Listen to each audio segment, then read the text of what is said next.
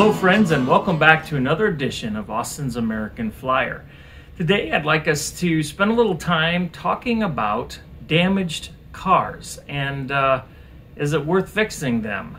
In particular, we're going to focus in on this guinea pig here, this caboose that I picked up in an auction that had some physical damage to it, and I'll share with you how I chose to repair some of those points of damage.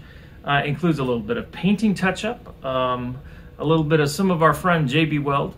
The other thing that some of you may or may not find of note is this was originally a Pike Master car, which translates into Pike Master terrible couplers. And I have changed them over to sintered iron, as you can see, along with knuckle couplers. And I've been experimenting with doing a little bit of that, and have some of those experiments I'd like to pass on to those of you that are interested in that. So I hope you'll find this worth your time. And as always, please don't forget to leave comments and questions and thumbs up. If you haven't done that, press that subscribe button. I'd love to have you join me every time we've got the new video here. And so, without any more delay, let's get rolling.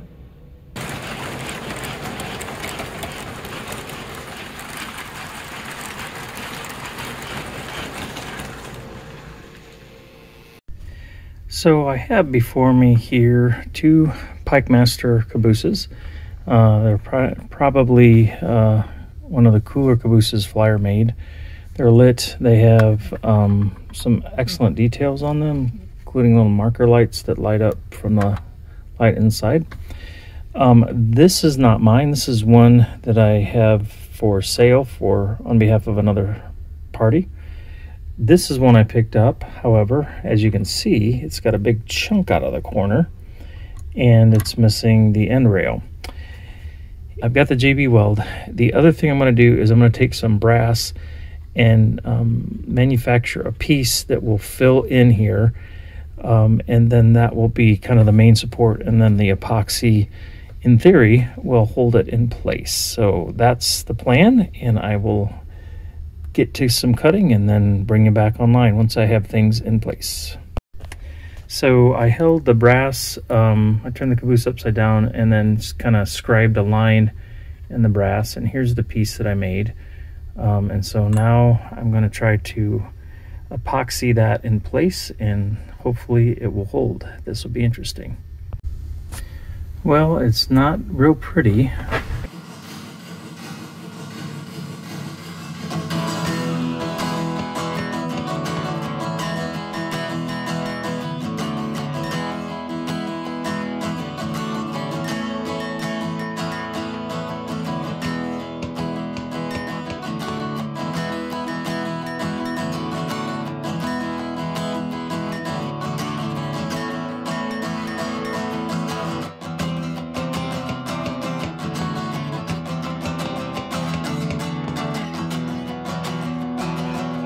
Steps on this side of the car are gone, broken off. They are not on this one. Went this route. I've got a bunch of these really cheap cabooses. Somebody sent me a whole box of them, and they're all broken up already. So I went ahead. This one had good steps on this end, so I actually cut those away. And this one I've got trimmed up here so that it fits very nicely there, and I will attach it and we'll repaint it. And then this one here is obviously not quite ready yet. I need to trim that one up again yet, but anyhow, just some other projects that I'm working on. And it'll be interesting to see if the paint that I picked up yesterday will match this. We'll find out in the next video. After painting, sanding, and then sanding again, which is why there's a black mark here, as I've been trying to get everything nice and flat before I do a final coat. I realized I just wasn't happy with the edges of this brass piece that I used. it didn't fit with everything else. So I happen to have this tiny brass bar, I guess is what you'd call it.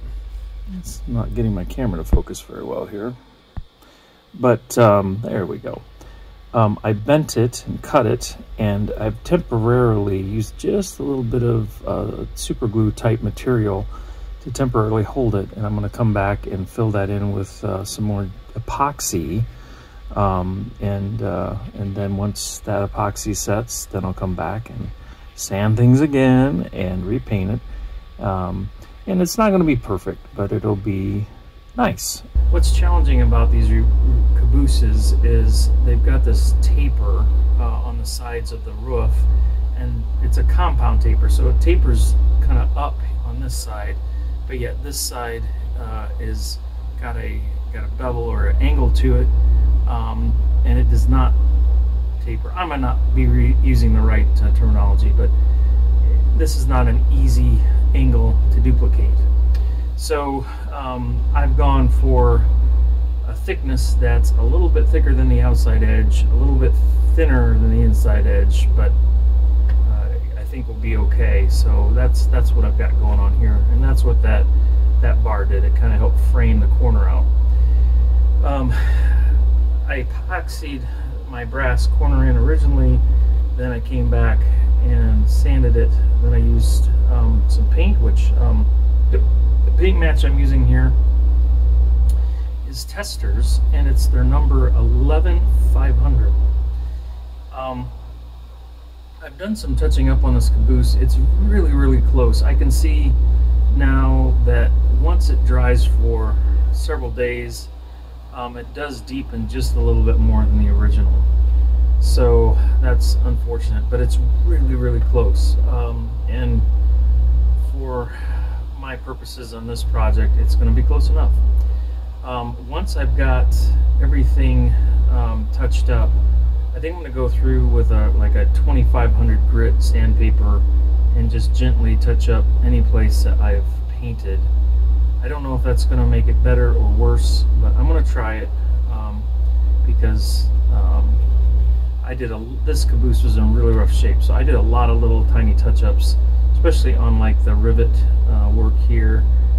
Even though some of it looks like it hasn't been touched up, a lot of it has, and I'm starting to see, you know, where some of that shows. Anyhow, so today the project was to make some JB weld, recoat this again for the third time, let that set, and then sand that down and try to smooth things a little better than they were and repaint it. And I've been told that you can take JB Weld and use isopropyl alcohol to thin it out. And so basically that's my reason for turning the camera on today, was to see if maybe that would work, and it really does. The result is this really soupy consistency, and it was a small amount that I made, and I used maybe too much isopropyl alcohol, I don't know, but the end result is this really thin, watery mixture, which is actually exactly what I was after. Now if I were doing, you know, something where I needed the JB Weld to stick, you know, one thing to another, or, you know, do something that I'd never wanted to come apart, then I wouldn't water it down, so to speak. But I'm trying to use this as a leveling compound, and so I wanted it really thin. I think I might have went a little bit too far, but it was an experiment. So now we know, and now you know.